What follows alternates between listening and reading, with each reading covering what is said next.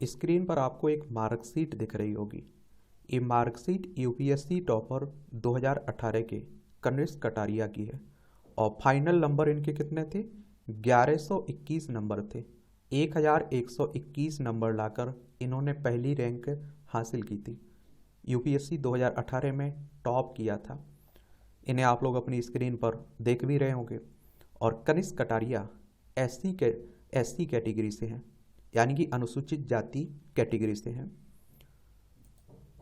आप सभी जानते हैं कि सिविल सर्विस एग्जाम आपका 3 स्टेज में होता है, 3 चरणों में होता है। सबसे पहले आप लोग देखते हैं कि प्रीलिम्स होता है और प्रारंभिक परीक्षा की अगर हम लोग बात करें तो इसमें 2 पेपर होते हैं। एक पहला आपका जनरल स्टडीज पेपर, 100 क्वेश्चंस रहते हैं, 200 नंबर का रहता है, 2 घंटे का समय मिलता है। और दूसरा होता है सी सेट, इसमें 80 क्वेश्चंस रहते हैं, 200 नंबर का रहता है, 2 घंटे का समय मिलता है। और देखिए प्रीलिम्स में जो कट ऑफ बनती है ना, जीएस के पहले पेपर के आधार पर बनती है। और दूसरा जो सी सेट का होता है, इसमें आपको क्वालिफाई करना होता है, यानी कि आप 27 क्वेश्चंस अगर 80 में से सही कर देते हैं, 33% नंबर ले आते हैं, तो आप पास हो जाते हैं, ये याद रखिएगा। तो इन्होंने पहले पेपर में प्रीलिम्स के में 200 में से 106 नंबर हासिल किए थे और सी सेट में 200 में से इन्होंने 147.50 नंबर हासिल किए थे, याद रखिएगा। फिर आप सभी जानते हैं कि जब आपका प्रीलिम्स हो जाता है तो आप मुख्य परीक्षा में पहुंचते हैं। यहाँ आप देखते हैं कि प्रश्न पत्र ए या प्रश्न पत्र का के नाम से भी जानते हैं। संविधान की 8वीं अनुसूची में सम्मिलित भाषाओं में से उम्मीदवार द्वारा चुनी गई कोई एक भाषा का पेपर होता है। ये 300 नंबर का रहता है और ये भी क्वालिफाइंग प्रवृत्ति का है। 300 नंबर में से आपको 25% नंबर लाने होते हैं, यानी कि अगर आप 300 में से 75 नंबर ले आते हैं तो पास हो जाते हैं। और जो फाइनल मेरिट लिस्ट बनती है ना, उसमें इसके नंबर नहीं जुड़ते हैं, लेकिन इस पेपर में पास होना जरूरी होता है, क्वालिफाई करना जरूरी होता है। प्रश्न पत्र खा या प्रश्न पत्र बी, ये अंग्रेजी का होता है। ये 300 नंबर का रहता है और ये भी क्वालिफाइंग प्रवृत्ति का है। इसमें भी आपको 300 में से 25% नंबर, यानी कि 75 नंबर लाना होता है। अब बात करते हैं मेरिट लिस्ट जो बनती है जिन पेपरों के आधार पर, उसमें आपका निबंध 250 नंबर का होता है। सामान्य अध्ययन का पहला पेपर 250 नंबर का होता है। सामान्य अध्ययन का प्रश्न पत्र, सामान्य अध्ययन द्वितीय, ये 250 नंबर का होता है। सामान्य अध्ययन तृतीय, ये 250 नंबर का होता है।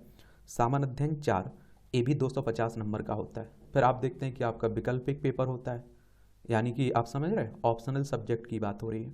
ये 500 नंबर का रहता है और इसमें 2 पेपर होते हैं ऑप्शनल में। पहला पेपर आपका 250 नंबर का रहता है ऑप्शनल का, दूसरा पेपर भी 250 नंबर का रहता है। इस तरह से आपकी मेरिट लिस्ट जो मुख्य परीक्षा में बनती है ना, उसके नंबर रहते हैं 1750 नंबर। कितने? 1750 नंबर।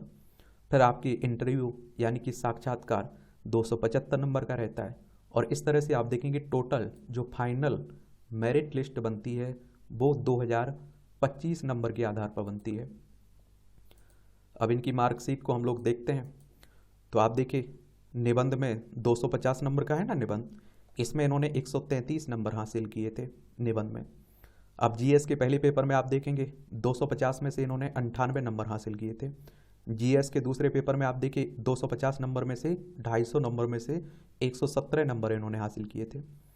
और जीएस के तीसरे पेपर में इन्होंने 250 में से 117 नंबर हासिल किए थे। जीएस के चौथे पेपर में 250 नंबर में से इन्होंने 116 नंबर हासिल किए थे और इनका ऑप्शनल था मैथमेटिक्स, इसीलिए आप देख रहे हैं कि सी सेट में इनके अच्छे नंबर हैं। तो ऑप्शनल के पहले पेपर में 250 नंबर में से इन्होंने 170 नंबर हासिल किए थे, बहुत होते हैं 170। ऑप्शनल के दूसरे पेपर में भी आप देखेंगे 191 नंबर हासिल किए थे, 250 नंबर का पूर्णांक था। इस तरह से आप देखिए मुख्य परीक्षा में, लिखित परीक्षा में 942 नंबर थे इनके। कितने? 942। कितने में से? 1750 नंबर में से इनके 942 नंबर थे। और इंटरव्यू जो 275 नंबर का रहता है, इसमें आप देखिए इनके कितने नंबर थे? 179 नंबर थे। और इस तरह से इनके टोटल कितने नंबर हो गए थे? 1121 नंबर हो गए थे और ये टॉपर बन गए थे, पहली रैंक हासिल की थी। और किसी की मार्कशीट के बारे में बात करनी हो तो आप लोग बता सकते हैं, कोई आपका सुझाव हो, सवाल हो तो वो भी आप बता सकते हैं।